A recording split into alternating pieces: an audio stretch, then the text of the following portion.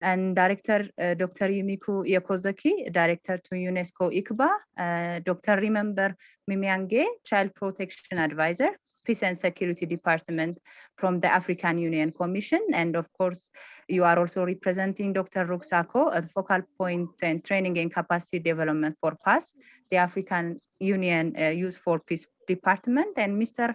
Mohammed Idabar, the African Youth Ambassador, and our youth participants from Ethiopia, Kenya, Somalia, Uganda, Nigeria, South Africa, Mozambique, Zambia, Zimbabwe, Malawi, South Sudan, and Gambia. Welcome to this training workshop on Zoom under the title Enhancing Youth Capacities in Peace Building and Prevention of Violence. This training is organized with the objective of strengthening the capacity of youth leaders in Africa to contribute to peace building, to empower young people for the prevention of violence, and to promote a culture of peace, mutual understanding, and respect among people. And it's a 4-day workshop, and the time is from 2 p.m. East African time to 5 p.m. East African time. I hope the young people, you will enjoy this interactive 4-day workshop. And the learning objective for this workshop is to reflect critically on the role of young people in building peace and prevention of violence through education, and also to articulate transformative pedagogical approach to strengthen critical understanding and skills, and collaborative actions among young people to foster peace building, and to develop context-responsive educational and training programs to promote dialogue, to promote mutual understanding and respect in their communities, as well as to provide examples of youth-led experiences and examples as on the good practices on the youth empowerment and mobilization on peace building. And finally, we will also identify plans at the country level on how to mobilize their people for peace building. And also the plan is to cascade this training at our respective countries. And once again, welcome to all of you for this 4 days training. And without any further delay, I will leave the floor for our director, Dr. Yumiko Ikozaki, for her welcome remarks. Dr. Yumiko, the floor is yours. Thank you very much for joining us. Thank you very much, Yerusalem. Now, Dr. Yerusalem. Her Excellency Ambassador Mrs. Takako Ito, Ambassador of Japan to Ethiopia, and Dr. Remember Myaming of African Union, PAP, esteemed youth representatives from the universities and youth organizations in Ethiopia, Kenya, Somalia, Uganda, Nigeria, South Africa, Mozambique, Zambia, Zimbabwe, and Malawi, and UNESCO ICBA colleagues and Arigato International. It is a great honor and pleasure to welcome all the guests to this online capacity building workshop on enhancing youth capacities in peace building and the prevention of violence in collaboration with AUYFP Department. Peace is one of the African Union's priorities. Aspiration 4 of the Agenda 2063, Africa We Want, emphasizes that the culture of peace and tolerance shall be nurtured in Africa's children and the youth through peace education. Sadly, African youth and children are at the moment at risk of violence and extremism in their many varied forms of manifestations. The factors that push and pull youth into extremism and violence are rooted in complex social and political, economic, and educational dynamics. UNESCO views youth as both partners and beneficiaries in this project because of the crucial role that young people, young men and women can play and have been playing in promoting peace and security in the continent. For this reason, UNESCO peace-building efforts focus heavily on youth empowerment, and there is no better place than schools, higher education, and youth organizations to address large number of young people. This is a virtual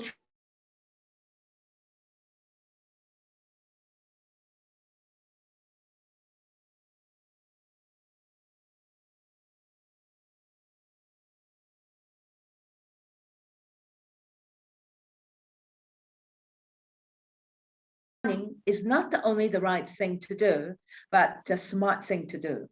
After all, Africa is the world's youngest continent in terms of the population's average age. The youth population in Africa's richest resource.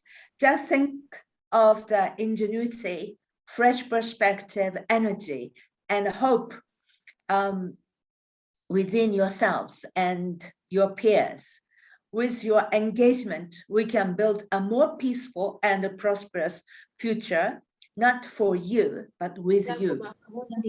Today, we ask you to unearth these factors and dynamics by identifying how young people are both impacted by and engaged in violence and peace initiatives in your communities. The project, in collaboration with the AU-YFP department, therefore developed a training manual as well as a training of trainers, and it is expected to enhance African member states' capacities to use education to prevent violent extremism and its resurgence in the COVID-19 pandemic, aligned with the spirit of TICAD 7 and NAPSA. One of the objectives of the project is to strengthen the capacity of young people in higher education, in your network and in non-formal settings in order to work towards peace and having their voices heard. Finally, I would like to express my sincere gratitude to the Japanese Embassy in Ethiopia and government of Japan for funding this project called Prevention of Extremism and its Resurgence amid the COVID-19 pandemic through education in Africa, aligned with the spirit of TICAD 7 and NAPSA. This will be achieved by taking actions that enhance dialogue, exchange of information and cooperation, address radicalism, terrorism, violent extremism, and arms proliferation, and internationally organized crime, including trafficking. In this condition, against the young people are important and critical. In this condition, again, young people are important and critical actors. Young people in Africa have played an important role in addressing peace and security on the continent and have demonstrated their optimism and motivation in leading positive change in their societies through alternative spaces. To our young participants, I would like to bring it to your attention that the violence begins in the human mind, as the Constitution of UNESCO reminds us that also peace does. The preamble of the UNESCO Constitution reads, quote, "Since wars begin in the minds of men and women, it is in the minds of men and women that the defenses of peace must be constructed." This sentence means a lot now than ever. Therefore, peace building would not be sustainable if the efforts are not mainstreamed in education and nurtured in the minds of young people, yourselves. The world belongs not to us, but to our children, grandchildren, and great-grandchildren. And our education system of today needs to be emerging from the past and look towards the future, building on what we have achieved. And then enable the young people to live together, learning to live together, to face challenges with resilience and peaceful intentions. Thank you very much again in advance for the contribution you'll be making to this workshop. I hope that the workshop enables you to identify challenges, solutions, actions, and opportunities for peace in your communities and regions and beyond. Thank you very much. Thank you very much, Dr. Yumiko, and thank you also for reminding our young generation and the role that they are playing in peace building, and thank you very much. And I would like also to give the floor for Dr. Remember from the AU, and when I give the floor, it's with great appreciation that the African Union has supported UNESCO ICBA on the mobilization of young people for peace building. And Dr. Remember, the floor is yours. Thank you. Thank you for joining us today also. Thank you very much, Dr. Jerusalem, and Your Excellencies, distinguished ladies and gentlemen. My name is Remember Miamingi, and I am delivering a written remark on behalf of Dr. Roots, who unfortunately could not make it because at this time he is airborne. And I suspect that I've been asked to deliver this remark in my capacity as the focal person for women, youth, children, peace and security issues within the Department of Political Affairs, Peace and Security of the African Union Commission. The remark will be delivered as received. Greetings from the African Union and the Youth for Peace program of the African Union, which is a special program of the Union. It is indeed a great pleasure to be giving this remark, especially as it comes on the eve of the International Day of Peace. Therefore, it is important that we recognize and reflect on this day and on the efforts that both the UN and as represented here by UNESCO and the African Union have made in the last few years to address the challenges of peace and security, especially in Africa, in relation to youth. And I'll probably add children because, you know, within the African Union, from 0 to 18, still defined as children, and within the charter, 15 and above qualify as youth. And so for us, those two categories are extremely important. I would like to commend UNESCO, the International Institute for Capacity Building, and of course, the African Union, especially the Youth for Peace program, for organizing this important training. As the director just indicated, peace and issues of conflict starts in the mind of men and women. I'll probably add that it both in the mind and heart of men and women. And so this is a very important event for us. It is coming at a time like this when the world has been gripped by the COVID-19 pandemic, which has had adverse effects on young people and on the issues of peace education. It is therefore important that initiatives like these are targeted at young people, and more importantly, through the mobilizations of youth agencies. As it is always said that youth are the leaders of tomorrow. Within the African Union, it is believed that today and tomorrow, youth play an important role within the agencies to promoting issues of peace and security on the continent, both as actors and unfortunately as victims of conflict sometimes that are not created by the young people. Now, the recognition of youth roles in peace, security, and development has also gained tremendous strides recently against the background of the African Union Youth Charter.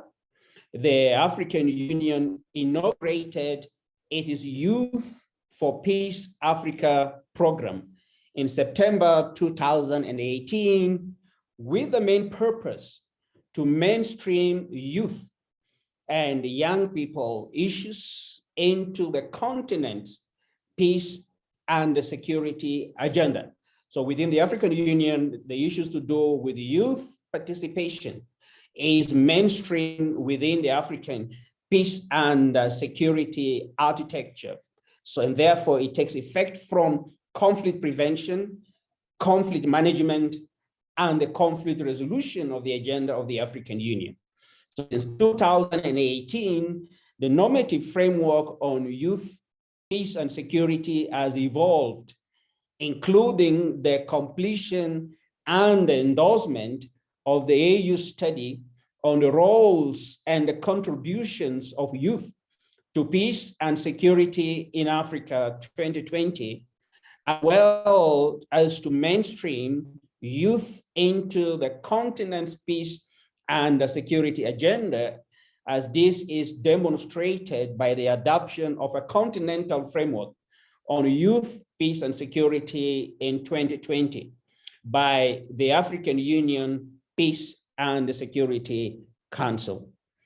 Particularly, both the study and the framework for youth, peace, and security noted that the capacities of youth need to be regularly enhanced to ensure that they are able to navigate the evolving normative frameworks and interact with them to entrench and further advance their active participation in matters that pertains to Africa's mainstreaming youth into the continent's peace and the security agenda. This is important, as the director just outlined, because Africa is not only has a number of youth and children on the continent, which provides the greatest dividend for us for peace, but of course, this dividend, if not utilized through peace education, as we are here, could turn into some of the burdens that we are seeing across the continent. Therefore, this training is very vital for us in achieving the goals of the African Union Commission in relations to issues of youth, peace, and security in Africa. Once again, I would like to appreciate the government of Japan, UNESCO, and International Institute for Capacity Building for collaborating with the African Union Youth for Peace program to deliver this very important training. It would have been my pleasure to continue throughout the training, but unfortunately I will have to step out for another meeting. And therefore I want to thank you, ladies and gentlemen, your excellencies, for the time that you have provided for us. And I want to wish you a fruitful deliberation during this training. Thank you very much. Thank you very much, Dr. Remember. And of course, you are excused. We know that you are busy, and World Peace Day is also going to be celebrated. And we wanted to make it at the same day, just to show how important it is, and to give also emphasis for the young people. So it will be a day that we will celebrate for the next 4 days. And thank you very much, Dr. Remember. And today we also have our young African ambassadors with us, and I will invite Mr. Mohammed for a few remarks. Mr. Mohammed from the African Youth Ambassador, the floor is yours. Mr. Mohammed, yes.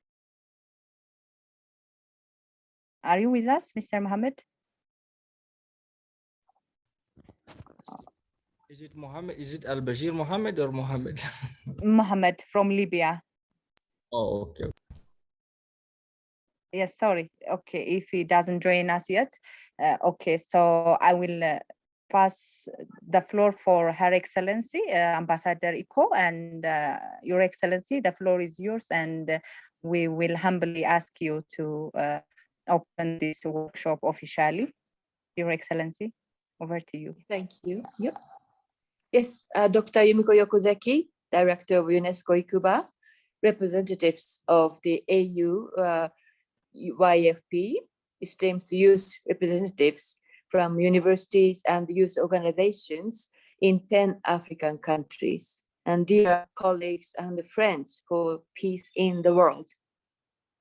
I would like to start by expressing my heartfelt appreciation to UNESCO Ikuba for giving me this opportunity to make a few remarks at the outset of this online workshop. I would also like to pay my deep respect to UNESCO Ikuba for its tireless efforts in preparing and hosting this online workshop for youth on peace, resilience, and prevention of violence.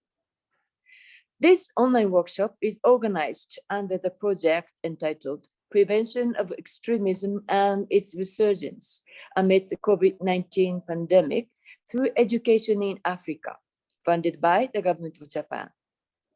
Since 2017, the government of Japan has supported UNESCO Ikuba's peacebuilding work in the Horn of Africa, as well as in the Sahel and surrounding, and in Northern and Southern African countries.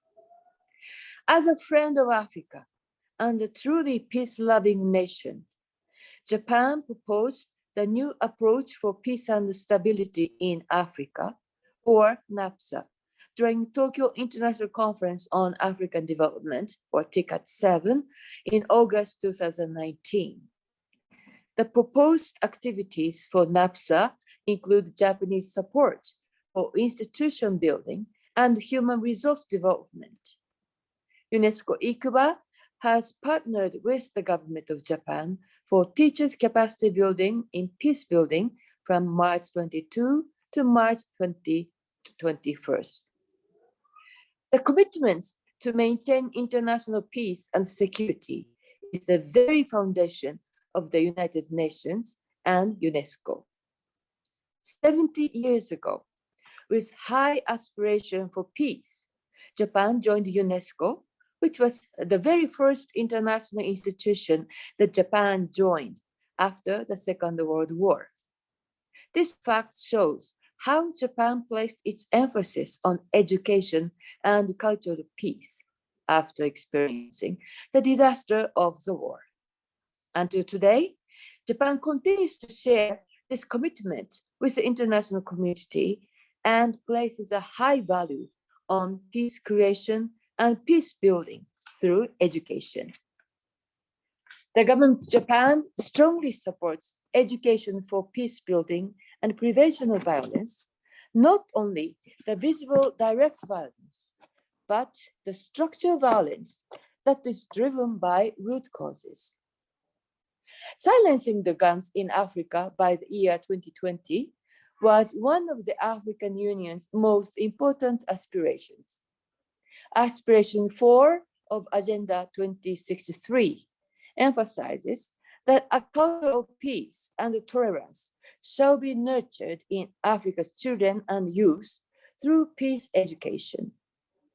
However, these aspirations cannot be attained unless education for peace and the prevention of violent extremism is institutionalized in youth organizations, in non-formal and formal education systems. The government of Japan continues to contribute to long-term peace-building efforts in Africa and the world at large. This workshop is designed with objective to enhance the critical reflections on the role of young people in building peace and prevention of violence through education. Therefore, I have a high hope that the youth participants of this workshop will become ambassadors of peace of your country for Africa and for the world in the near future. It is my sincere wish that all participants will enjoy the workshop while obtaining the useful concepts and skills and equip yourself for future leadership and transformation of your societies. Goal 16 of Sustainable Development Goals is peace, justice, and strong institutions. After this workshop, you will be able to contribute in your own way to achieving one of the important SDGs. I would like to conclude my remarks by wishing you all a wonderful learning experience through this workshop. Thank you very much. Thank you very much, Your Excellency, and thank you very much once again for the unreserved support that the government of Japan is providing for the peace building projects that UNESCO ICBA is running, and also for the other causes of peace building. Thank you very much once again. And before we go to the detailed introduction to each other, I am kindly asking to put your video on, and so that we can take a group picture before Her Excellency Ambassador and Dr. Yumiko leave us. So we can put our video on for now and we can take a picture. And once we take the picture, please let us put our video off unless we are asked by the facilitators, so that we will keep the harmony of this Zoom meeting. Thank you very much. And Rita, can I ask you to take the group picture, please? Yes. Thank you. All right. So we have quite many videos on already. Yes. All right. Okay, so everybody ready and smile. 1, 2, 3. I'll take another one. 1, 2, 3. Okay, thank you. Thank you very much, Rita. And I give the floor for Suchit, Mr. Suchit, for the introduction of the agenda and also the introduction of the participants. Thank you. Over to you, Suchit. Yes. Thank you, Dr. Yerusalem. Welcome, everyone. My name is Suchit. I'm based in Sri Lanka, and I'm one of the facilitators for the workshop. Let me quickly introduce the agenda for the workshop. So as you know, we are here for this workshop for 4 days. Consecutive sessions will happen from today till Thursday. And as iterated, this workshop is really going to be a space for you to critically look at the role of young people in building peace and preventing violence through education. So there is a focus on education and peace building and prevention of violence. We want to also introduce to you this approach of transformative pedagogy that Unesco ICBA has been championing. That is about participatory critical skills among young people that can support peace building. Then we also want to create the space to reflect and then develop programs that are context responsive, and so that your organizations, the groups that you work with can carry out peace education programs, education for peace building programs in your own context. We hope that this also will be an opportunity for many of you to share your expertise as well through the different experiences that you have, good case practices of the work that you are doing, so that we can learn from each other throughout this workshop as well. And lastly, the last objective of this workshop is to help identify a way forward in terms of how your organizations, the groups that you work with, can cascade this process and engage other young people in your own countries. So that we will discuss on the last day how we can do that as well. So in terms of the agenda, the session today is very much to the introduction as well as to time to get to know each other. We want to also agree on our expectations and how we interact with one another throughout this 4 days, and how we create a safe learning environment that's inclusive for all. We also want to introduce later the youth guide that this training is based on. So I will speak a bit more detailed about that youth guide later on, but it's part of this process that we are introducing this youth guide that last year some of you joined for the dialogues that helped to prepare this youth guide. Then lastly, the main part of the session today, the last hour of the session today, will be to look at our own context and really understand some of the issues around conflict and violence in our own context. So this is what we have in store for you today. Just to quickly highlight also the next days what's coming up. Then tomorrow we will start to look at the role of education for peace building. How can education contribute to peace building, and what are these different aspects that needs to be in place? And then we will tomorrow already start to go and explore this idea of transformative pedagogy. What are different elements of it, and to try to understand how we put that into practice in whether it's in a formal education context or non-formal education context, depending on the type of programs that you're involved in.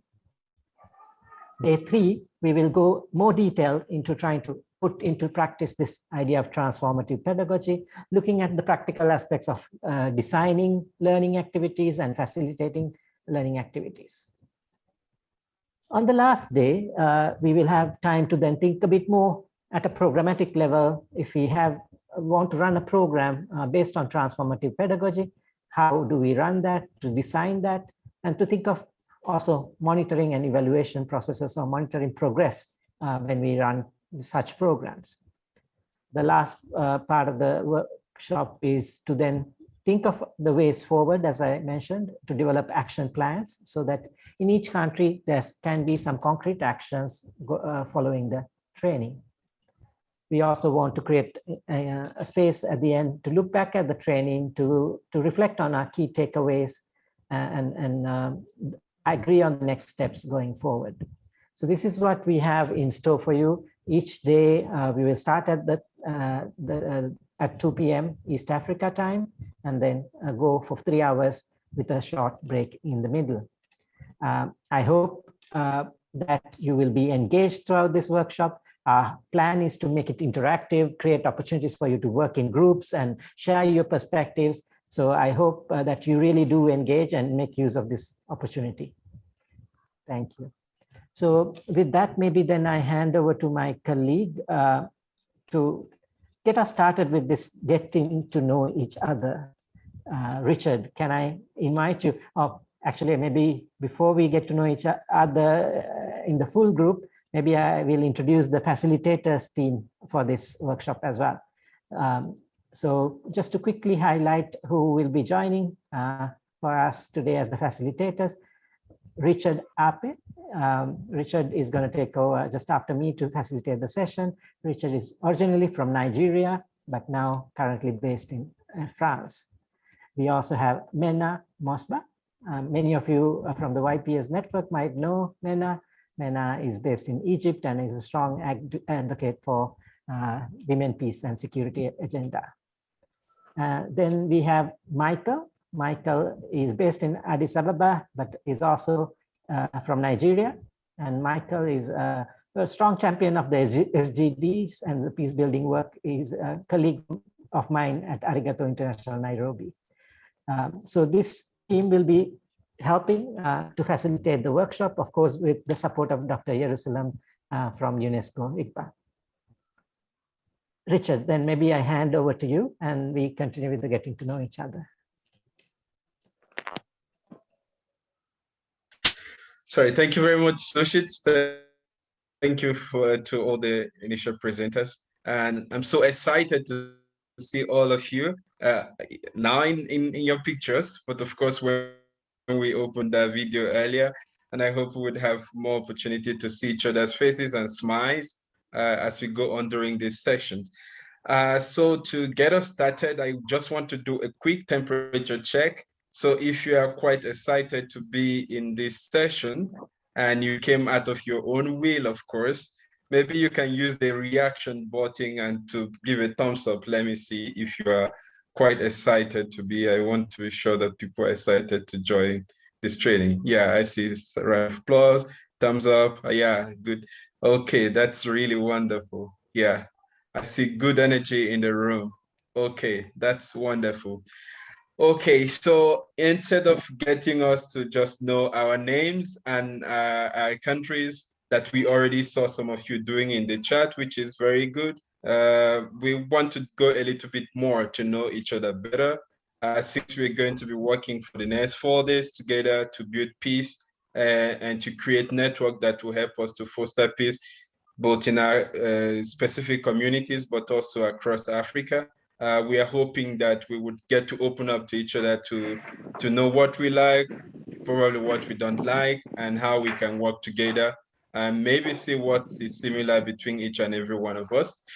So for that activity, I'm going to introduce you something that we called, an exercise that we call reaching for the star. So we want to get to know your star and to kind of try to tap into that star. So you have a star, each of you have a star that is shining bright in the dark, that is bringing light to every part that you find yourself. So we want to see that excitement. We want to know about those exciting moments of yours and see how we can share in them. So it's going to be a little bit of exercise like we do in primary school. So if you have a pencil or a pen and a paper, that would be great around you. If you have one, that would be great. Okay, I see. Yes, Mena is showing me hers. I have mine close by too. So I don't see you on in your video, but I assume that you all have your pen and paper. but if you're using computer, you can also try to use technology to do yours. So we're going to draw a star. If you'll allow me to share my screen, I can try to share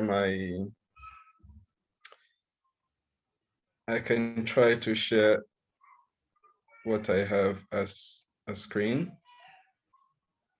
The program. Okay.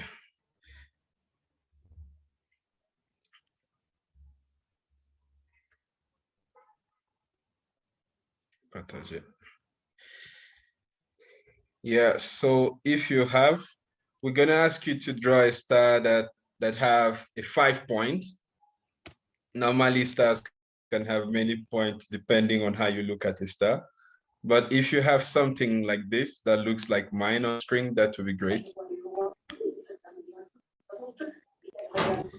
So take some time to do the stars, and in the middle of the stars, you can write your name and your country in the middle of the star.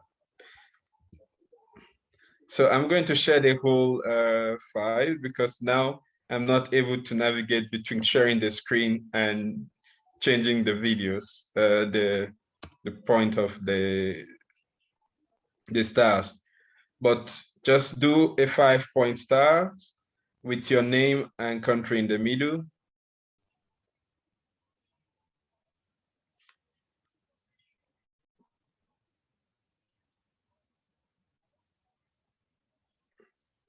If you are done doing that, you can give a thumbs up, and I will know that you are done.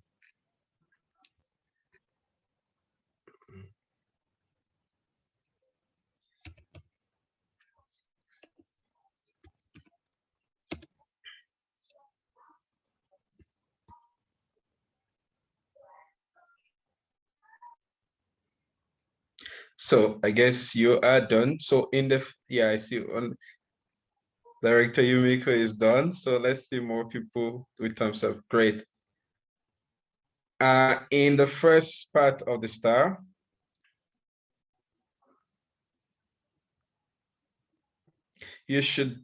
there's a question we're gonna ask, which is, what is the meaning of my name? Or why was I named so? So tell us, that's the question. You can either write down the question now, or you can write the answer if you will. So what is the meaning of your name and why were you named so? So you can either explain a little bit about why you were named in this way or the meaning that you think your name is.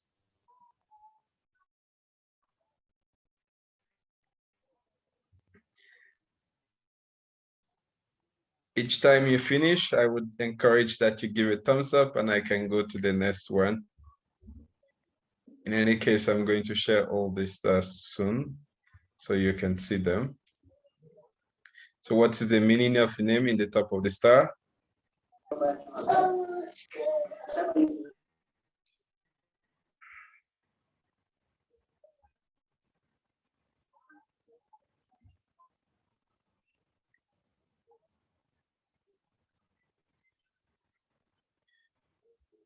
Okay. And then the second question on the left side of the star would be, what do I like to do in my free time?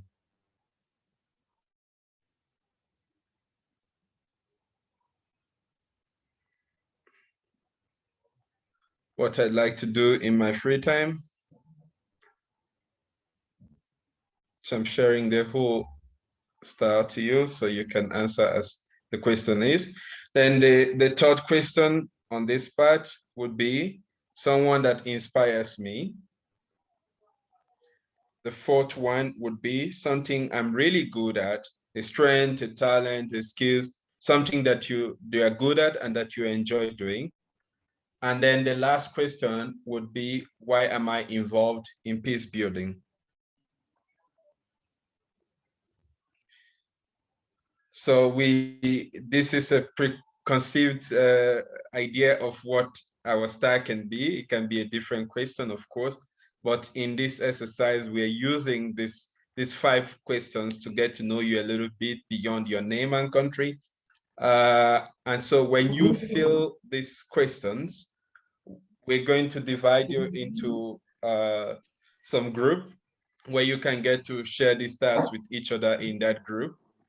And the idea with your drawings, as beautiful as they may be, you can put on your video and just show what you do on the screen to the people in your group. And then each one of you in your group will take turn to exchange about this information that we have asked, this 5-point information.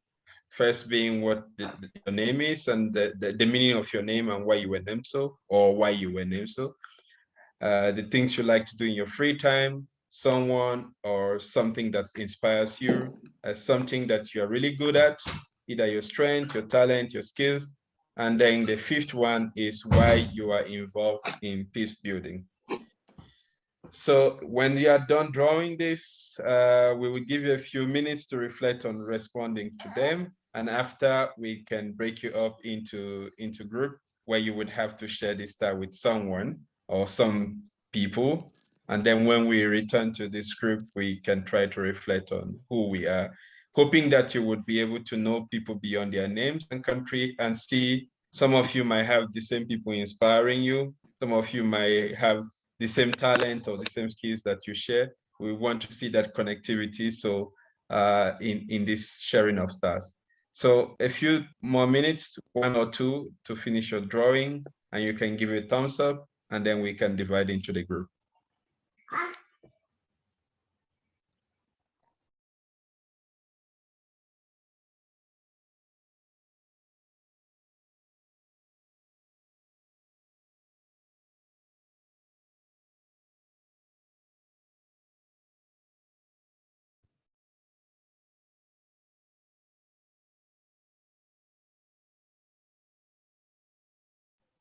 Feel free to ask me if one of the question is not clear or something is not clear in the instruction. I would repeat again.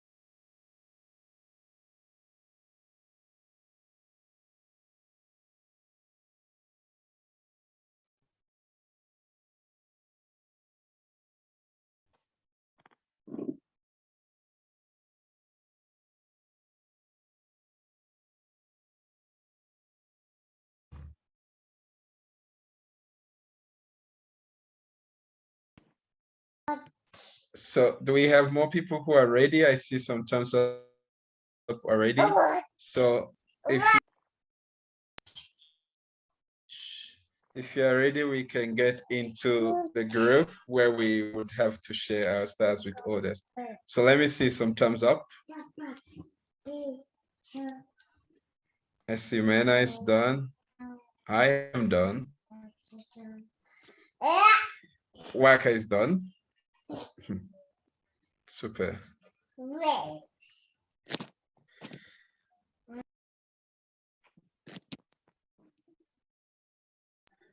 The Reg, I think you're done also, yes?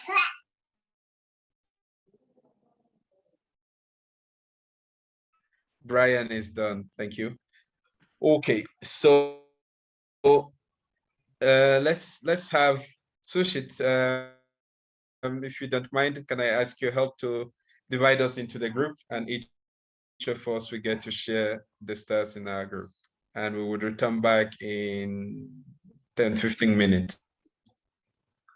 Thank you. Yes, the groups are open, so you should be able to click and join the breakout rooms.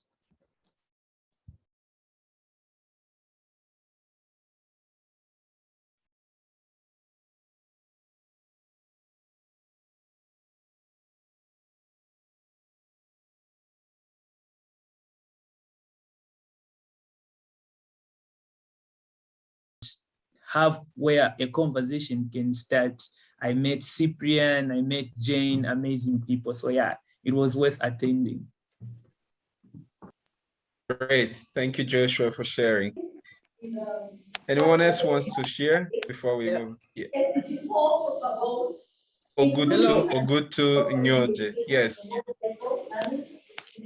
Ogutu, yes, we hear you.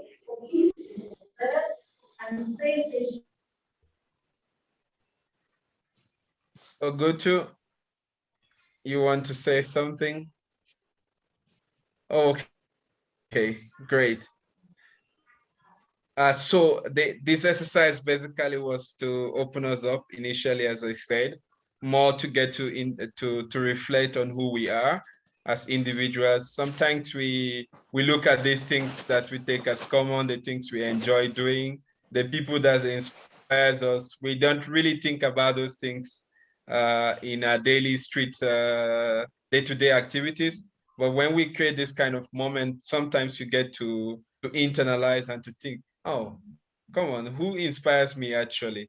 Was any of the question like that for you that you had to think about and to respond, or each of them was very simple and you already had the answer, or you needed to reflect to have the answer to them? I want to hear some reaction. Was it all simple, or you had to think about them before you answered? Was any of so to the me, question a reason for reflection? Yes, Waka. Yeah, so to me, actually, no, like my role model. So I didn't really think about it because I know my dad is just that person. So yeah, I really, mean, all the 5 questions. So I was talking of the whole 5 questions. Did you have to think all about of it any is of on one question that them? Yeah. Yeah, one. Which was it? The one of the country, because I think I belong to 2 countries. Good to know that. Yeah, South Sudan Right. and yeah, South Sudan and Uganda. So, but the rest are easy for me. All right. Okay. Anyone else had to think about any other questions, and which was it? Okay, I guess the question was all simple for all of you. That's great to know.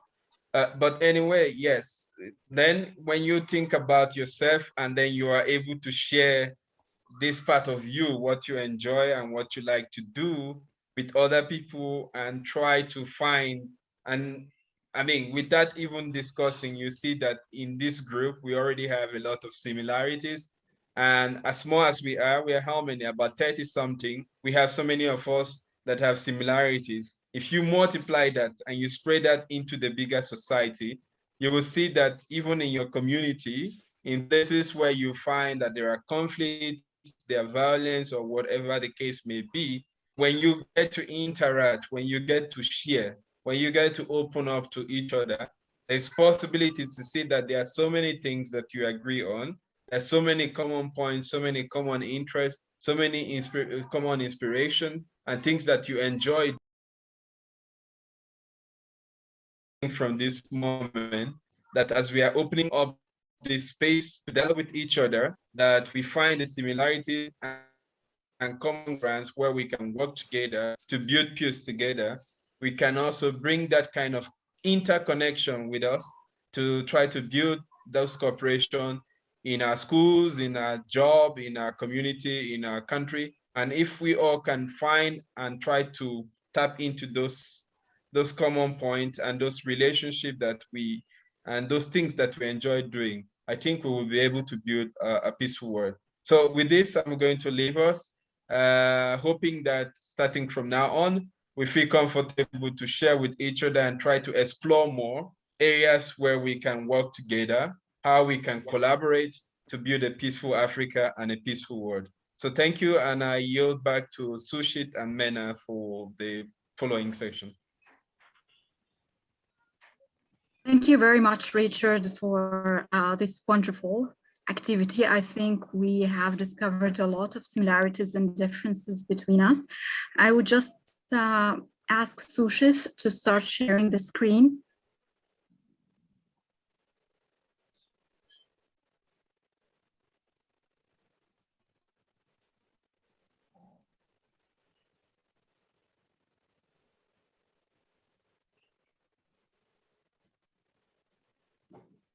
Okay, I can share my screen because I'm just having some kind of difficulties today, but let me share it. Okay, good.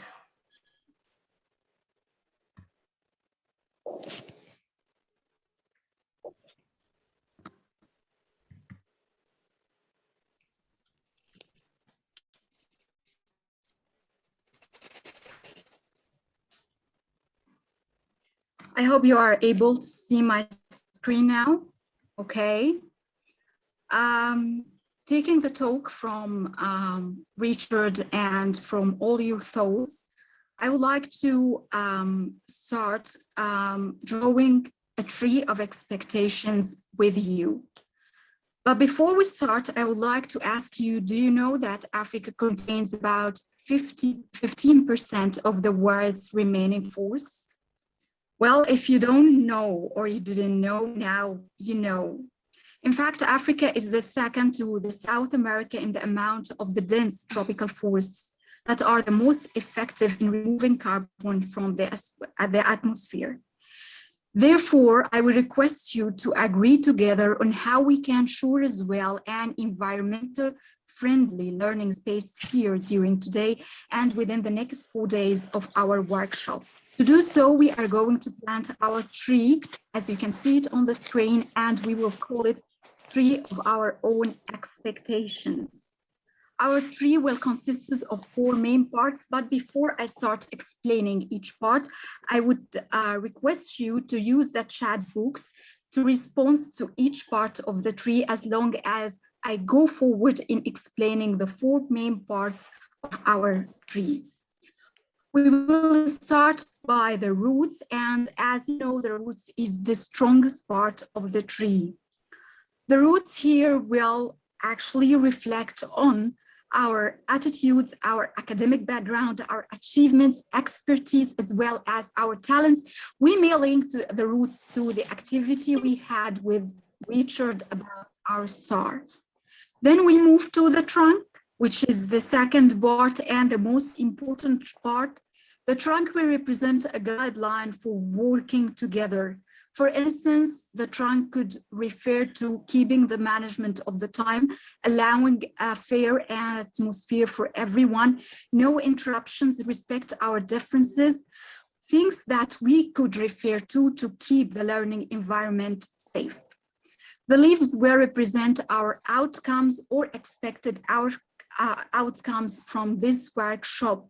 This could be, for instance, friendship, social capital, collaborations, potential projects and initiatives that we could initiate directly after finishing our 4 days workshop. Moving to the fruits, which is the last part, the fruits will represent our long-term goals, which is mostly reflecting on our future initiatives, goals, dreams. What do we need to do in the future? What a change we need to see in our community. And thus, I would like to remind you to use the chat box now.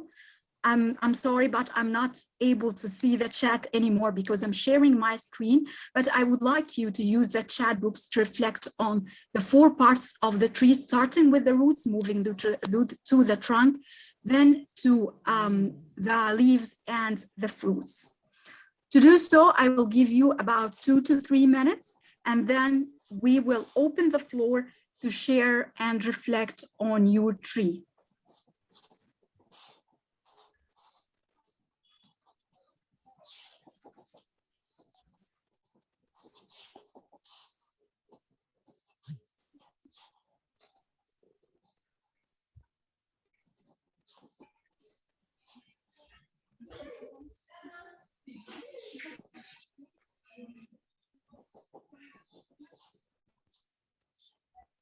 I'm not able to see your comments within the chat box anymore, but I hope you are writing your comments there. Otherwise, you are taking notes and writing it down so you can share it with us later.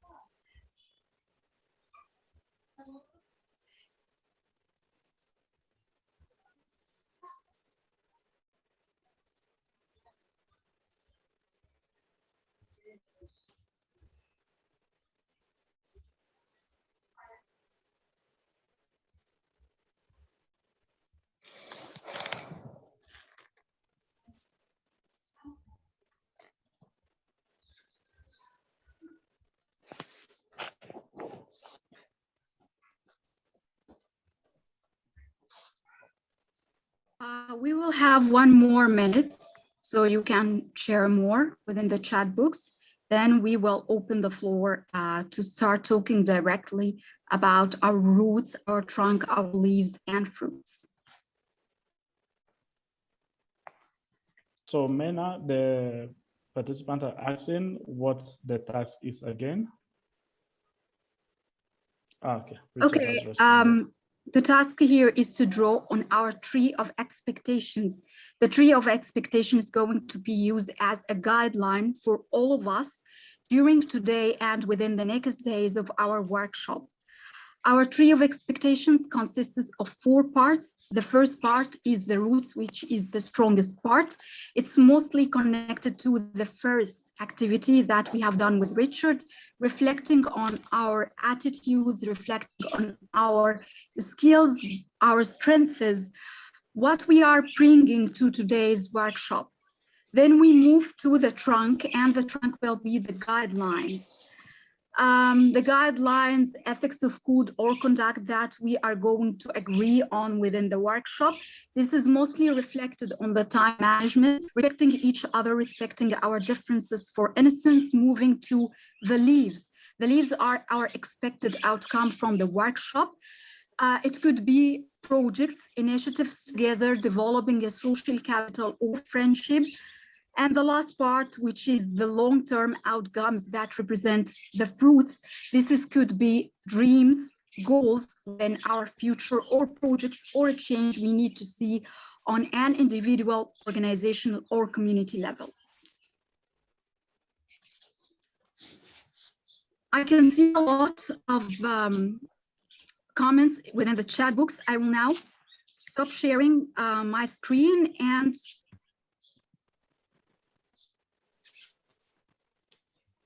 try to open the floor to reflect more on our tree of expectations.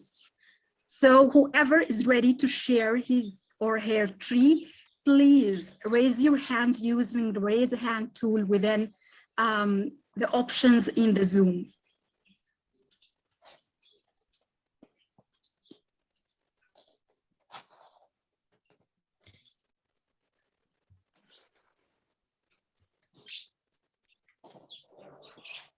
I hope my internet is not disconnecting, but you may raise or use a tool within the Zoom if you would like to reflect on our tree of expectation.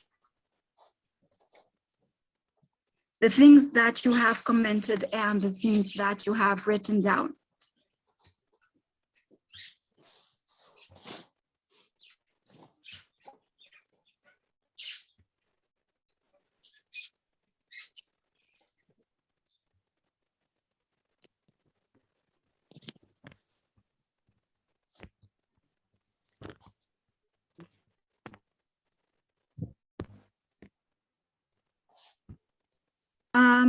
I can see no hands are raised, but I can take some of your comments. Joshua is raising his hand, I see. I don't see it. Joshua, Okay. Maybe Would you like to go because ahead? I have, yeah. Okay, all right, thank you.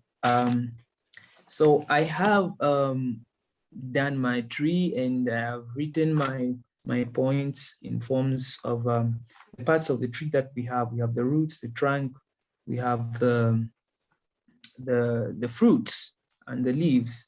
So for me, the roots, going forward, I would want to see our skills being sharpened in a way that will be able to do or build our peace in our communities more than we used to do, and just create an environment that will promote and sustain a culture of peace from the societies that we are going, and develop on our advocacy skills.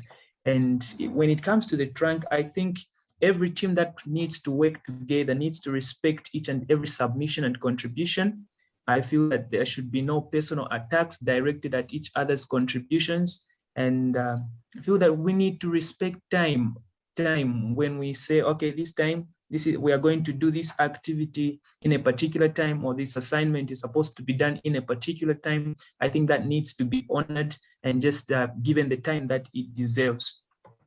When we come to long-term outcomes, I think I look forward personally to a time when I will be that ambassador that will be operating at a larger scale, where I'll be able to influence a lot of young people towards driving the agendas of peace and just creating an atmosphere of peace, a culture of peace, promoting every aspect of peace, be it in our homes, in our workplaces, in our places of play, and in every area where we just have young people who don't want to see any more of violence in any aspect that it may come through.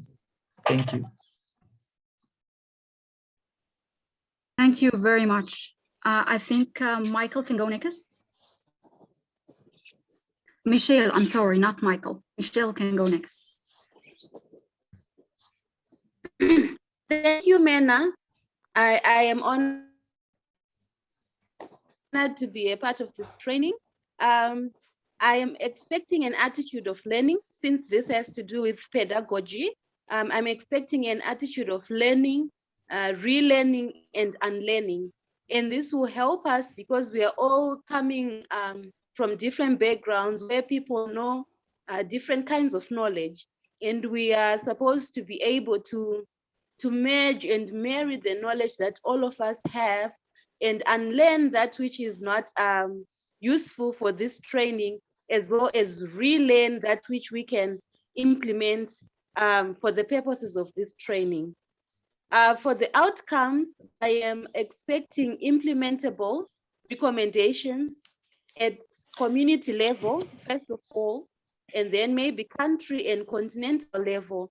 At the continental level, we already have several programs like the Youth for Peace program, but how then can we implement the recommendations of peace education in our communities? So I'm expecting something which is simple yet relevant and implementable, even at the smallest scope. My long-term aspirations are to grow more in my line of work. I'm a FemWise Africa member and a part of the African Women Leaders Network Steering Committee and the Youth for Peace program. I am also aspiring to grow more in diplomacy and use all the aspects of peace and security to bring about the silencing the gun agenda from my community, country, and continental level, and even, God willing, at a global scale. I am also hoping that at the end of the training, I will have enhanced capacity to be able to develop educational programs which are relevant to the youth peace and security agenda, and also giving it, being able to give it a gender lens, since I'm also a part of many women peace and security agendas. I am also hoping to be able to collaborate with my fellow youth and sharpen my skills, as well as learn new skills and share that which I already have with my colleagues. And I am hoping that my country, Zimbabwe, is going to benefit from this training and maybe strong policy recommendations which we can share with our policymakers and our academic institutions. My educational backgrounds with regards to the roots and skills, I have a peace, conflict, and governance background, and I also have a diplomacy and international relations background. In my other life, I'm also a mechanical engineer, so I am very good at problem solving. Thank you so much for the floor. Thank you very much, Michelle. I think we will go with Wednesday now. And let's see if the time is going to help us to take any more reflections or not. Wednesday? Wednesday? Bande, I think.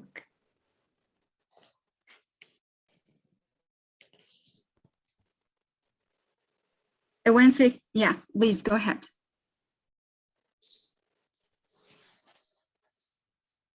Okay, I think you're talking about.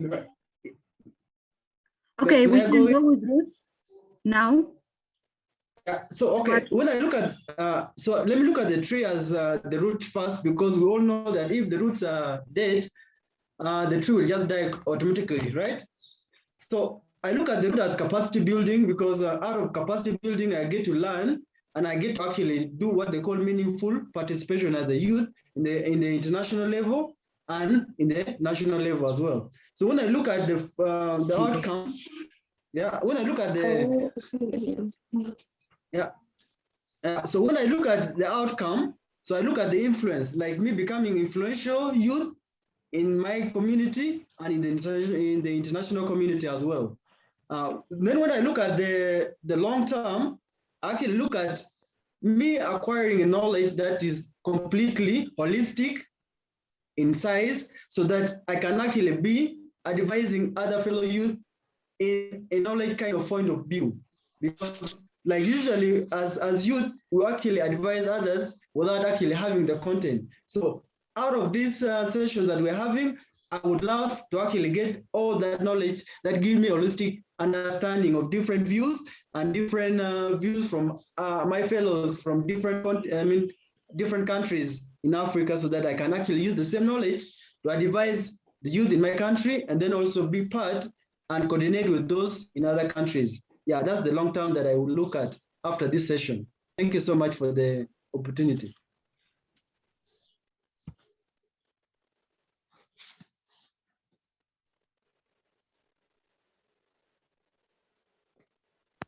You're muted, Menna. I'm sorry. I think there is about 3 hands raised more, but I think due to the time limitations, I would request you kindly to share your thoughts as well as reflections on the tree of expectations within the chat books. I would like to take this opportunity to remind you that the tree of expectations is our guideline through this workshop, and we may refer to it at any time we feel we need to remind ourselves of our standards for a safe learning environment. Thank you for being open about sharing your strengths, expertise, collaborations, as well as your expectations from workshop, as well as your future goals and dreams. Now I will handle back the talk to Sushith.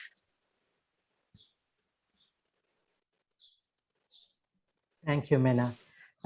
Just a bit of clarification in terms of the workshop. So this workshop is on this approach to transformative pedagogy, and we'll go into very practical aspects of how we can work on education programming. We might not directly discuss as much, maybe policy-related matters generally around peace building, etc. I know many of you are already part of the YPS agenda and the work that happens on youth, peace and security and related policies. So we are not going to replicate those conversations here as much. Our focus will be much more around education and how do we strengthen ongoing programs or start new programs that meets the need of education for peace building in our own context. So it's more on a programmatic level, thinking of programs, pedagogy, etc., and maybe less in terms of policies directly. But of course, those conversations can help you think of the policy related things, but maybe that's not the primary focus. Since there was some expectations on that, I just wanted to clarify that at the beginning. So with this in mind, I know you have already received the guide that we have developed, and that's the focus of this training. The guide is titled "A Youth Guide on Education for Peace Building and the Sorry, if you can mute, otherwise I hear echoes. Youth Guide on Education for Peace Building and the Prevention of Violence. Last year with Unesco ICBA and the African Union Youth for Peace program, we hosted a series of 3 dialogues that formed and helped us develop this guide.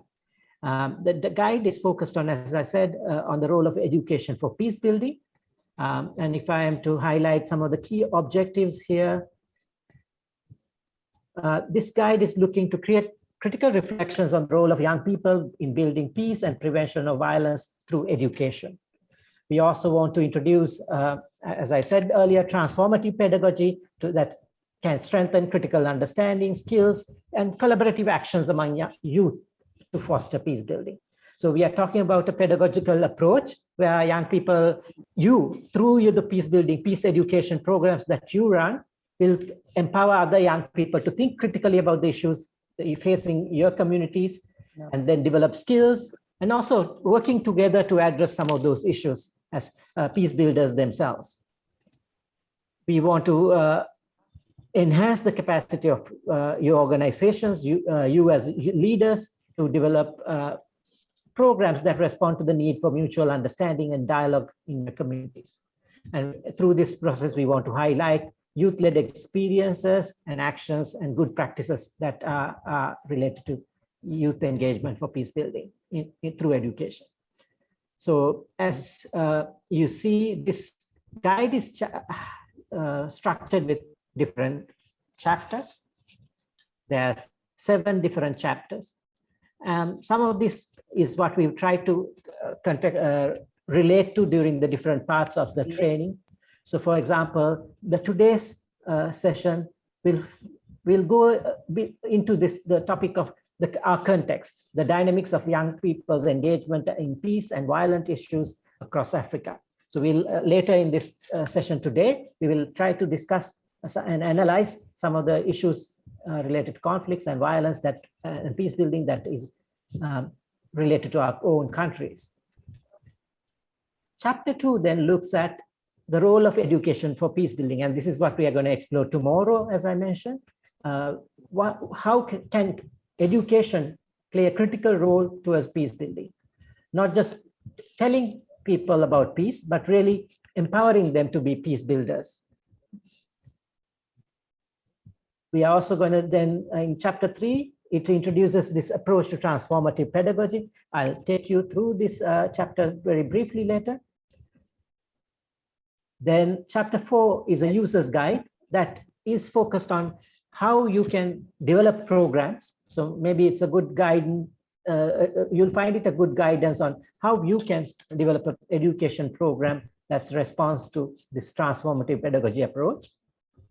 Then chapter 5, you will find a collection of activities. There's more than 30 activities that you can use in the practical educational programs or training programs that you run, that you can customize as you want. Chapter 6 highlights monitoring progress and learning. How do we ensure that the transformative learning that we want in the participants in our programs, how do we keep track of that? How do we know that we are making that progress? So chapter 6 is highlighting that.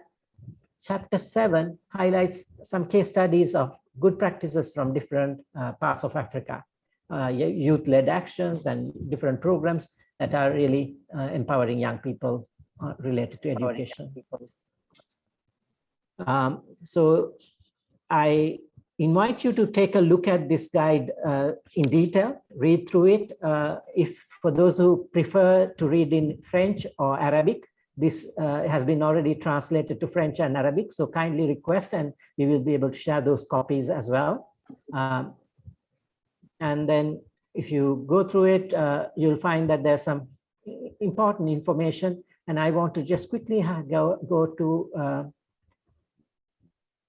chapter 3, and highlight the transformative pedagogy for peace building in practice. So this is an example of what is there. It introduces the different elements of this transformative pedagogy that we will discover later throughout this process.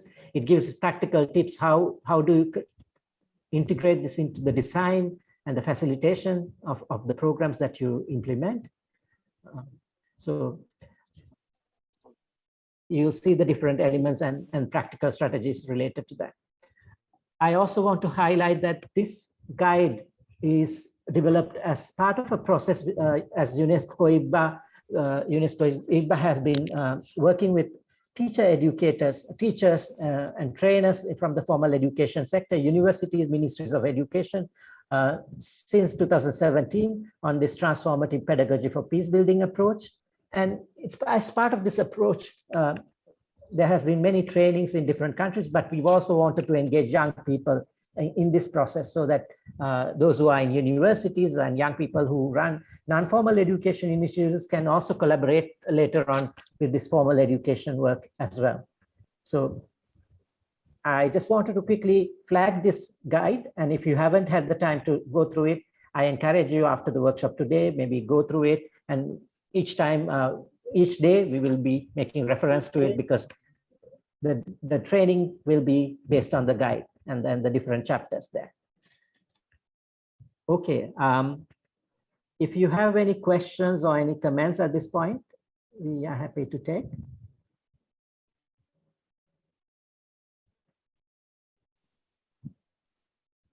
If not, then we can move to the next part of the session. Can I invite my colleague to take over?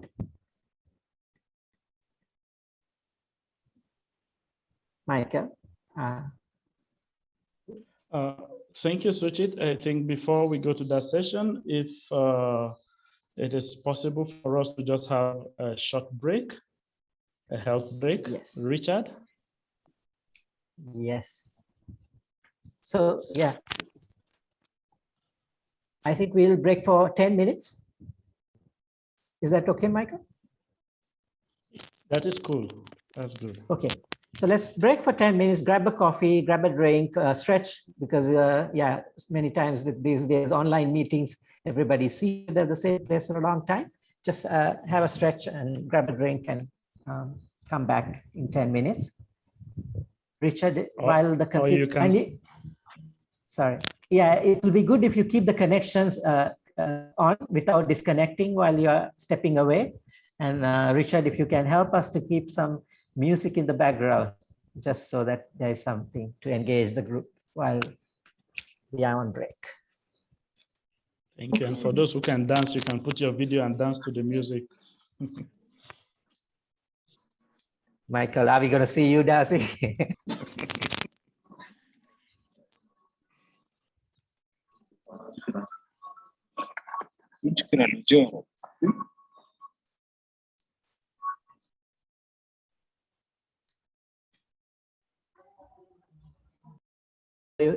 Please give a reaction so that we know you're back. And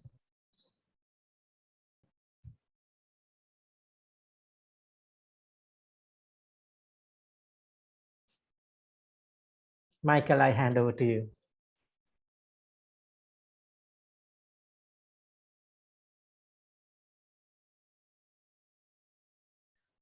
Thank you very much, Suchit. Thank you, colleagues. And once again, hello, everyone. If you can hear me, can I just see thumbs up? Very good. When Richard shared with us the star that we filled, and we looked at different elements about ourselves and we shared in the group, one of the things that we shared was, why am I involved in peace building? And I will add, why am I involved in peace building and prevention of conflict? For those of you that are as excited and passionate about sustainable development like myself, you will know that sustainable development is not possible without peace. So this session that we'll be having, and like we said in one of the objectives, is that we want to analyze the context in which we are working, in which we are engaged in peace building, and in which we are engaged in prevention of violence, the prevention of violence in the community. So the plenary will be proceeded or followed by group work, where we'll have time to talk more. But I will share a few things in the group. For myself, there is this poem that usually inspires me to work for peace. It is a poem that is credited to Martin Niemöller, where he said, first, they came for the communists, and I did not speak out because I was not a communist. They came for the trade unionists, and I did not speak out because I was not a trade unionist. Then they came for the Jews, and I did not speak because I was not a Jew. Then they came for me, and there was no one left to speak for me.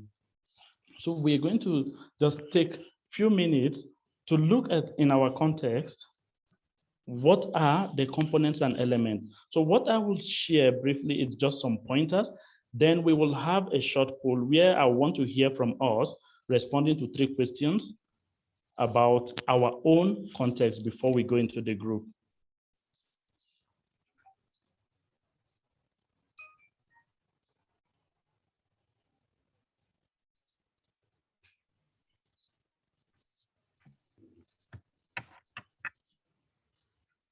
Okay, so we want to respond to the question of what is the conflict situation in my context. In this case, we're looking at our community, our country, or even our region. And some of the elements there that we'll reflect on as the reality in our context, one is the social relationships. The social relationships that exist within our communities. I'm going to put some of the reflection points in the chat box, and later I'll also put some of the questions so that we can try to respond to it in the chat box. Then also the connectedness, the creative solutions within our society. What is the level of trust? How are we connected as a group? And then the common good, social responsibility towards the rule of law and so on, and then equality and the psychosocial context. So I will request Enoch to kindly share the poll with us. It's going to be a very brief one. We will look at it. You'll try to respond in some way, and you say why you responded in that way when we come back after you respond to the poll.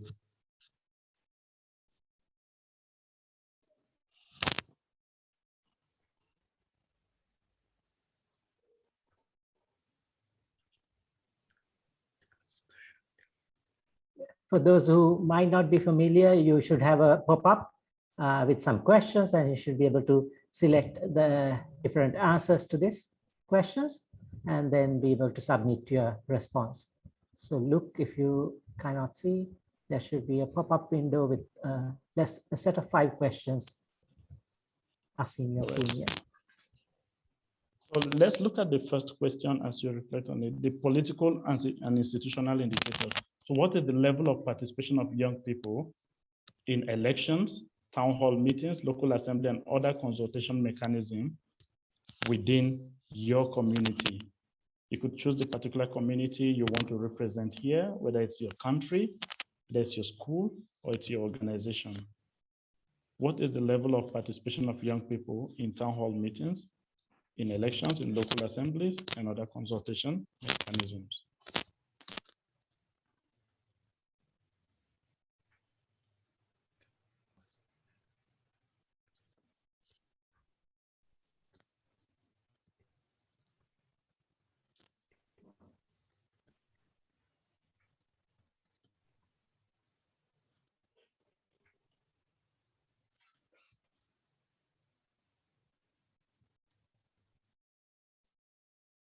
The second one is the social indicator.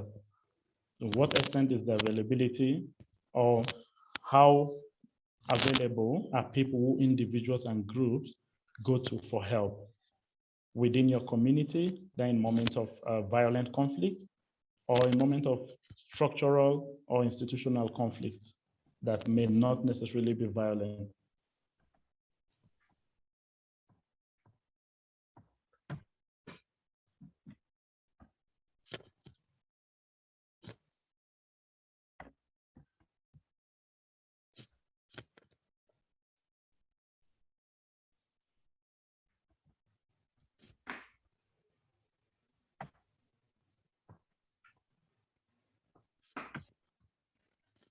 So if you have been able to answer all the 5 questions already, and you've submitted, you can just indicate with a thumbs up.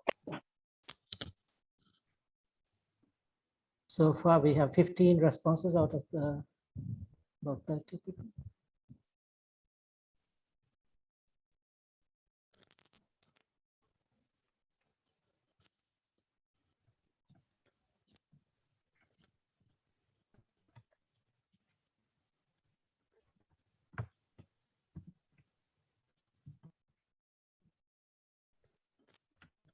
Okay, Richard.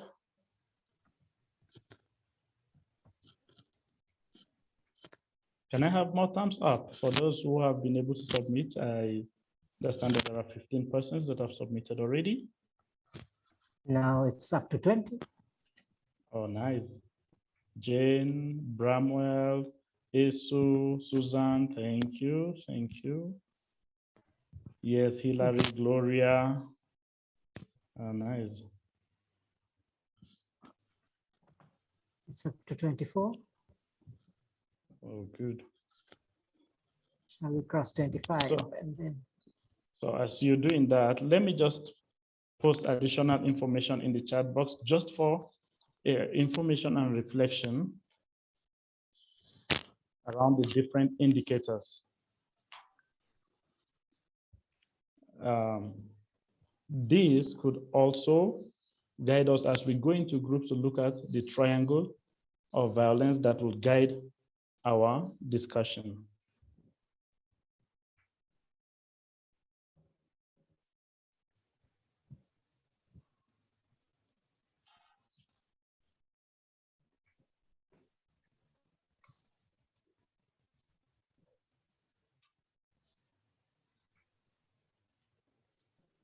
Shall I close the poll, Michael? Yes, please, you may go ahead and close the poll. Has everyone been able to respond? Okay, so yes. So we look at number 1, political institutional indicator. What is the level of participation of young people in town hall meetings, local assembly, and other consultation mechanisms? We have 7% saying high, 19% said average, 74% said no. Oladotu, we can hear you. Yes, and then 0% said non-existent. So now let's go to that first one, and just very quickly, I would like to hear from you exactly in your community, the correct context within which you work for peace building. For those who responded to high or average or low, can I hear 1 or 2% share with us briefly? Yes, Brian, you can go ahead, please. Just share with us briefly, why did you respond in that way and how is it in your community? Thank you. I think for me, I said high, but youth in Kenya are being used in the negative end. I've been actively engaged in having dialogues with youth, particularly in the slum areas, because they are right now in Kenya, youths are agitated and splitted into different two groups, supporting 2 different camps, and at the point of lynching each other. So youth in Kenya are more engaged during voting. At the policy level, or even at the town hall sessions, when they participate in the policy, youths are not engaged. So I think there should be clarity in that. that at the Okay, point thank of dialogue, at the point of negotiations, youth are not engaged. But at the voting point, youth are more engaged because majority of them are pushed or mobilized by money. Right now, as we speak in Kenya, tension is high and tension is continuing to breed. That is why we are coming on board to look at the situation of pre-election and during the election so that we are able to evade situations, unfortunate situations that we were in, for example, in 2007. Thank you. Okay, Brian. Thank you very much, Brian. I think one thing that makes it important is that the context within which we work influences how it happens. Ruth, what was your response to number 2? Do you want to share with us or any of the other questions within your context? Ruth Nawaki. Okay, my response to number 2, where people go for help in our country is average because of lack of sensitization on social welfare services in our country. So a lot of people would need to be helped, but then they fail to find where to go because of lack of information and lack of knowledge on how to go about it. So there are high levels of lack of sensitization only. The steps that one has to take in order to have access to public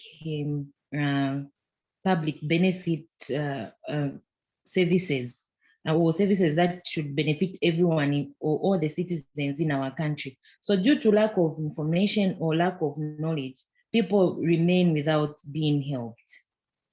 So I would say it's average. Only those that have access to information are the ones that benefit. And you would find that maybe mostly it's those that are educated or those that are doing well, even the ones that are taking advantage to social welfare services in our country. That is Zambia. Is that in any way contributing to conflict or contributing to peace building? Is that in any way happening? Sure, that is leading to conflicts because many people would complain to say they're not having access and only a few are favored to public benefit. Okay, I can give an example of public funds that are benefiting only a few members of the country and living at the expense of the others. So you see the rich will become more richer, the poor will become more poorer. Hence, in the end, people will resort to violence. Okay, thank you very much, Ruth. Esu? Yes, we want to hear. All right, thank you so much. I think I went with, the first question was, I went with law because of the little engagement or involvement or participation of the youth in town hall meetings and local assemblies. And that results to violence that youth are engaging in. Let me say during the past election of Uganda, many youth are engaged in violence and there was riots. Then I looked at the low participation also among the refugees and the displacement persons. That totally does not been engaged in local assembly, and that leads to little bit no idea of peace building, or because most of them have that conflict mentality and all that environment that they came in with. So there's low participation in political institution or in institution that provide service and engage young people. Thank you very much, Esu. So finally, we're going to hear from Joshua and Sang. Joshua, can you tell us from number 4, what was your response and what is the situation in your own context?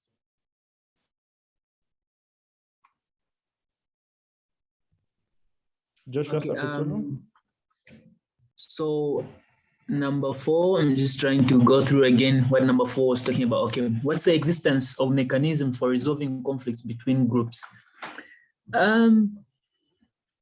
For me, here in our country, Zambia, I think there are certain norms in cultural existence that are cultural indicators that can point to the existence, to resolving conflicts between groups. But in any case, we've had situations where two groups would be preaching about resolving conflicts in the general public, but when they go back to their to their places, or rather their organizations, those it's just like they just come in the public to let the public know that this is what we intend to do, or what we are doing in order to resolve these conflicts that are going on. When in the actual sense, such things are not happening. It's just like, okay, reading a sentence for someone that you don't even understand yourself.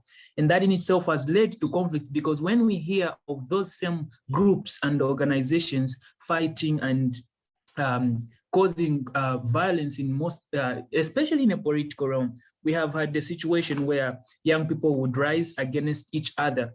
For me, I think politicians understand the power that young people have to create change, and they have taken advantage of that knowledge that young people have not embraced, and they are using it to their advantage, because you see that they will cause us young people to stand against each other and cause violence in situations that we are supposed to be advocating for peace. And that in itself has created more, it has caused more distraction to the peace and some of the things that could cause, that could resolve the conflicts that we are going through.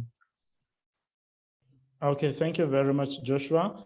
So finally, I think, Mandy, you could just use a few seconds, share on number 5. Thank you, Demeke, for what you've shared in the chat box. Guys, you can share more in the chat box as I also put this additional thing. So, Mandy? Yes, thank you very much. I think my response to the first one, which looks at the political and the institutional indication, because if you look at the country that I'm coming from, that is the Republic of the Gambia, many people will understand where Gambia is coming from for the past 22 years, and it is still having that implication when it comes to youth involvement in institution and also political activities. So then youths were not having that opportunity or that space to participate when it comes to political activities and also institutional, and it is still happening. Despite that, if you look at it in Gambia, in the last parliamentary election, we introduced what we call not too young to run, but even with that, we had a problem with the idea of not too young to run for political office, because many people still have the fear, because it is still embedded in within us Gambians that, I mean, youth should not involve in politics, or they should not go in for political affairs and other stuff. And when it also trickled down to our political parties, they don't give young people the platform, the forum to express their own satisfaction or their own things that they want to do. So it is still a problem in the Gambia. They are not being involved. But then we are optimistic that as time goes on, it is something that we are really looking at, especially in the process that we are in, the transitional justice process, to see how best that we can also encourage young people to participate in political activities. And then the other one, we talks about the social indicators. My response there is average, because yes, we do have youth group, youth organization where youths are involved. If they are given that opportunity nowadays to volunteer, to engage into activism, to also raise the awareness using the existing traditional means, because in the Gambia here, in provincial Gambia, we value the traditional means, the traditional ways of communication. So this is something that we use in order to amplify the voice of the young people to also take part when it comes to decision making and also community work. The social indicator, the economic indicator is a problem because we still... Mandy? Yes. So sorry for cutting you. Could you share briefly on the number 5, just very briefly, number 5? Let's hear from that point also in the Gambia. Number 5 is the psychosocial. Yes, the psychosocial. I missed the question. The level of mental health disorders that have had long-term implication for young people's yes. cognitive development. Exactly. For that one, it's a problem in the Gambia here. It's really a problem because the reason why it is a problem is we don't have that medical insurance where young people or people are having access to medical facilities, and also the problem, the usage of drugs within the young people is skyrocketing. Nowadays in the Gambia, we have a problem of security, which is threat to our life, where young people are engaged into robbery, burglary, and other stuff. Every day cases are being reported.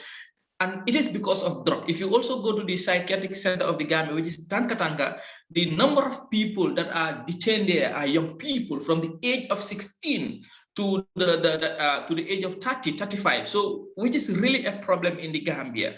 And then we still don't have facilities where those people can be rehabilitated. If you go to our central prison and also our juvenile wing also, there's no facility, there's nothing to rehabilitate them in order for them to reintegrate them back to the society. So this is a problem that we are really facing in the Gambia. The psychosocial disorder is really a challenge, and it has a long-term implication because many of them are going crazy and other stuff because of the usage of the drug that they are using, and also because they don't have anything to do. They live in the streets, they smoke, they drink alcohol, and all sort of things. So this is a very big problem that we are really facing in the Gambia. It's also increasing the level of crime in the country, especially Gambia is gearing towards election 4th of December. So it's a problem that, we might have a post-election violence because of what the rate of crime and the unemployment rate due to the psychosocial disorder among young people. Thank you very much, Mandy. So these are some of the things that we will be hearing as we go into our group, but these things will go into 3 parts. Richard will lead us in transitioning to looking at all these elements from the triangle of violence, the cultural, the structural, and the direct violence, where all these things fall into as we go into the group. But let me just share this before we go into the group. Richard, if I could just share the screen briefly for us to note as we go into the group. As Richard, can I share briefly?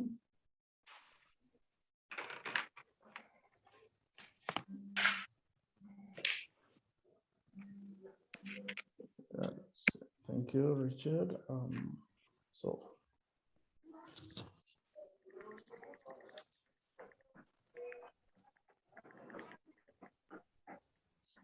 All right. So this is a note that we need to go with as we go to the group, that peace is not just the absence of war, which is one thing we already know, and that the healing of pains and traumas of the past is a central concern in building socially cohesive society. All this element that we've talked about is because social cohesion is the base for peace building and preventing conflict. And then the final one, as we go into the group, I think there's going to be some personal sharing.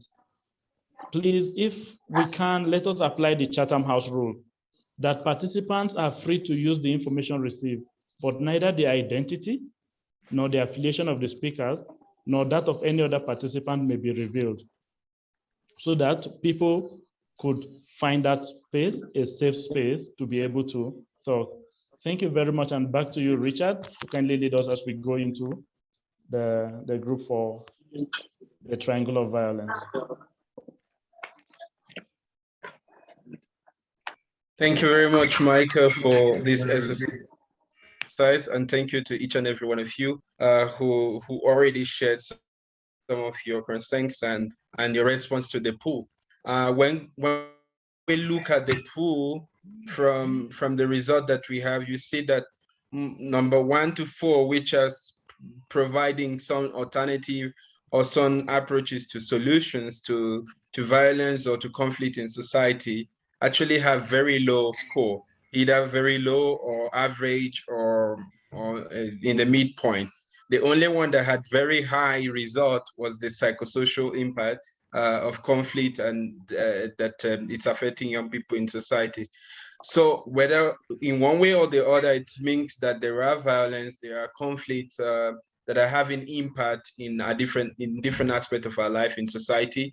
And this exercise, when we go into the group, we want to see how each of these violence, or what are the type of violence that are present within our society, in what areas that we find more violence or less violence and things like that.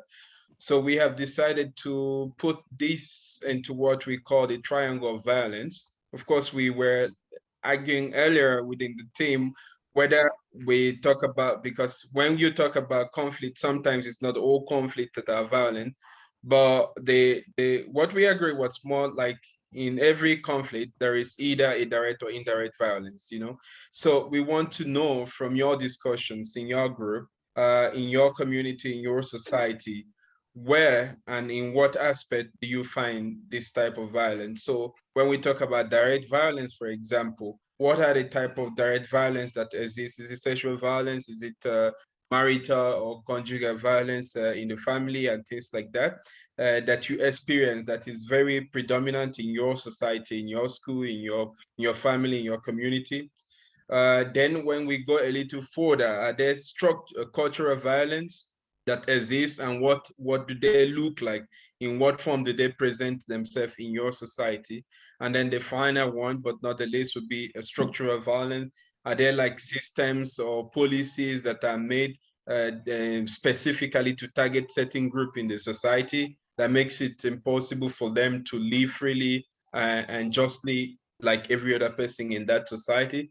So we would like you to look to discuss in your group and to come up with certain lists of violence categorized into these three angles. So feel free to draw an angle in your group, or feel free to write in some kind of sheet to talk about each of these aspects where you find violence in your society.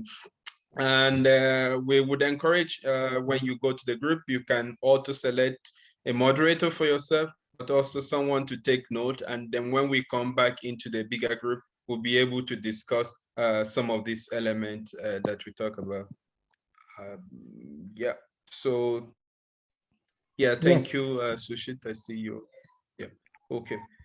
So now Sushit is going to divide us into the group, and when you get back into your group, yeah, the structure has been changed. Now the direct violence is at the top now, and then you have culture at the left and the structural violence on the right.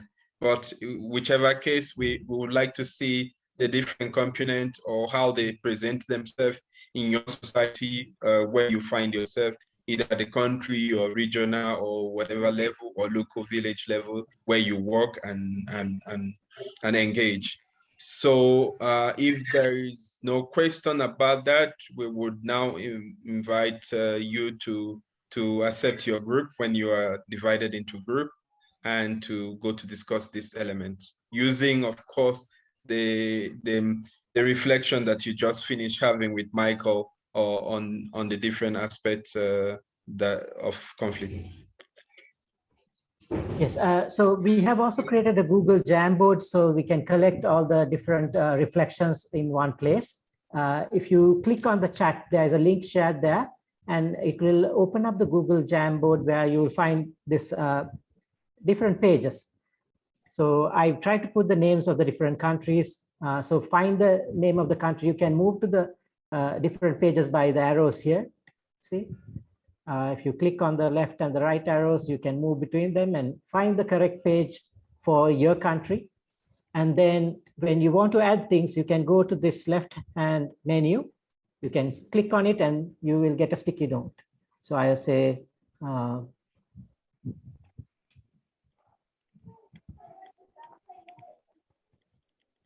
I can create a direct violence as an example is corporal punishment. So I can put a sticky note in the top part like this. So similarly, for all the different things that you identify, you can keep adding sticky notes. And so it makes it an easy tool to work together and capture your notes. What we are going to do is invite you to be in country groups. And then when you are in country groups, you will have few other colleagues. I know some of you might end up being by yourself in the country group, but still, if you can help us do a good analysis, I think it offers a good opportunity for other participants to also understand some of the issues in your own country. So even if you are by yourself in the country group, please do this task so that others can learn from it as well about your context.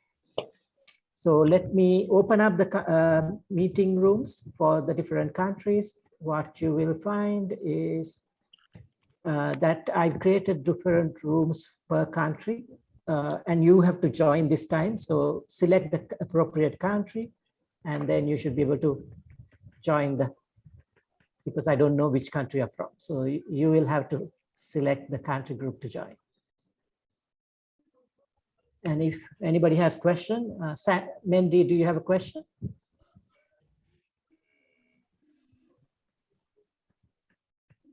Yes, so there is a pop-up on your country with on your screen with the list of country, and each one you can just click on the rejoin to or the join to go in.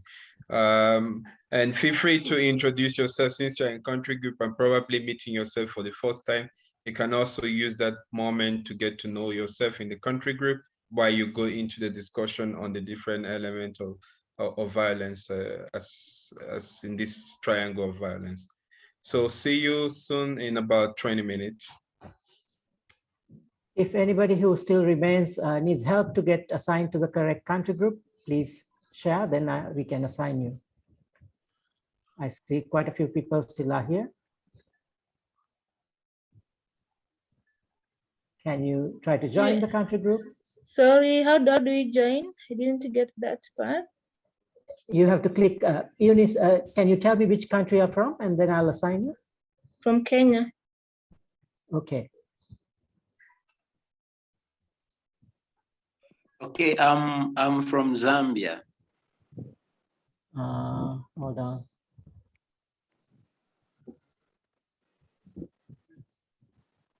Who was that from Zambia? Cholwe Mwinda. Cholwe. Yeah, and please help me as well. I'm from South Sudan. Yes, Waka.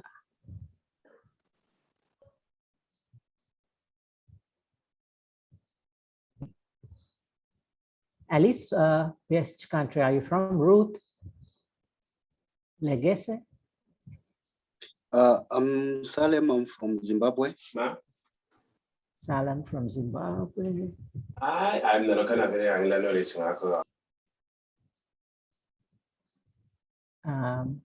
Richard, can I ask you to join the Gambia group because Mandy is asking for some help?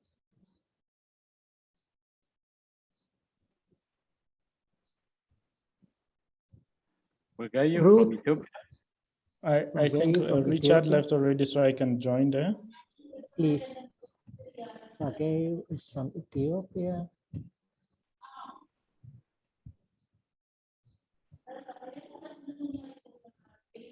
Other colleagues who, Bramwell, where are you from? Nawaki Ruth from Zambia is writing here on the chat. Okay. Bramwell from Kenya. Hi, yes.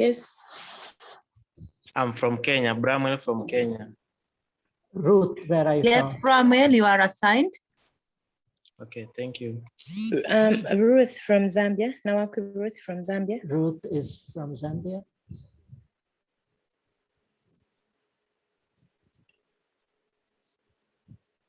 Marilu, where are you from? Alice? Lena? I'm sorry.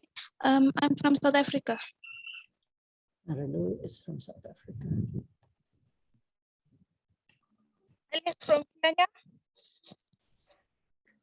Cyprian, are you too from Uganda? Cyprian, right? Okay. Alice, you're from Kenya? Mm. Yes, Alice was from Kenya. Jane? Esu? Esu, where are you from?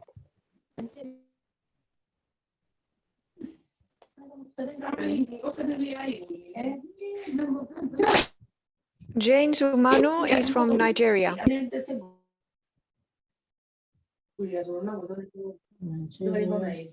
Nigeria. Lena, where are you from? Jane, Lena. Esu. Esu is based in Uganda. Sushi. Esu He's based in Uganda, but he's from South Sudan. Esu is from South Sudan. I can see Esu here. Cyprian, are you from? Cyprian is also from Uganda, if I'm not mistaken. Cyprian? Thank you. We have seen some of the things you've shared. Impressive, concrete, specific, right? That is that's the idea, that we look at our context so that we're able to prepare actions that addresses these specific issues, that makes it better for us to work. I know there is so much more we want to share on the triangle of violence there. Let's take some time this evening until tomorrow morning to add a few things on our notes, so that when we reconvene tomorrow, we can share some of these ideas and we can explain further and express ourselves more. So thank you very much. I now hand it over back to Suchit as we conclude in the next few minutes. Thank you. Yes, thank you, Michael. So as Michael said, we will continue this exercise tomorrow. We'll go through the different reflections, but in the meantime, we'll send you an email today, and you have already this link. Keep adding to this analysis. So it will be good to see how different countries make their own analysis, and it will be a good compilation of analysis from your perspectives. So we just have a couple of more minutes, and maybe I invite Mena for a quick temperature check before we give the final announcements for the day. Mena. Yeah, of course. So we have reached out to the end of our day. The first day, I hope you are feeling well and satisfied with our first day of the workshop. In the meantime, I would like to ask you to use the chat books to write down or to tell us and share, how do you feel by the end of today? Are you happy? Are you feeling good? Are you feeling tired? We hope you don't feel sad, but you can also share your thoughts and your feelings.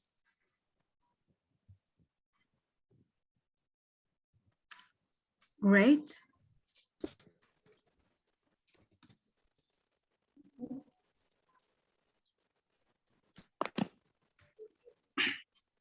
Yeah, good, great.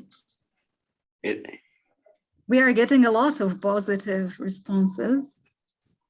Sushit is tired. It's later in the day for me. In here, it's already 7:30 p.m. So I'm a bit tired. It was a hectic day.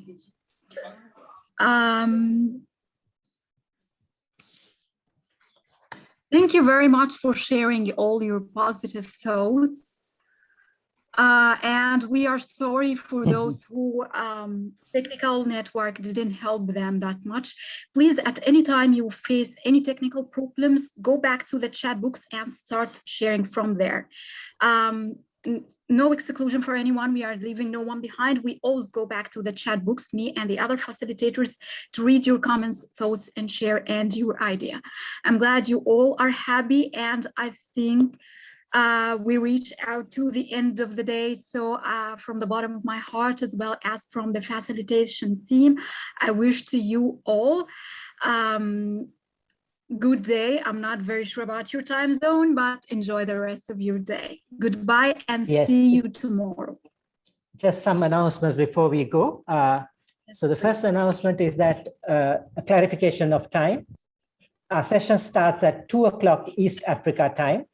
So just check on your time zone. If you are in another time zone, if you're in Central Africa, that might mean that it's 1 p.m. for you, right? And if you're further to the west, it's a bit earlier than that. So just check with your time zone and ensure that you're able to join. It's 2 o'clock East Africa time to 5 p.m. East Africa time. Try to join at the beginning so that we can go on the journey together. Then the second announcement is that one of your colleagues, I forgot her name, but one of your colleagues has created a WhatsApp group. I'm trying to look up the name, but I can't find right now. But thank you for the initiative she has taken and created a WhatsApp group. So please join the WhatsApp group as well. Elena, and then we can. Elena.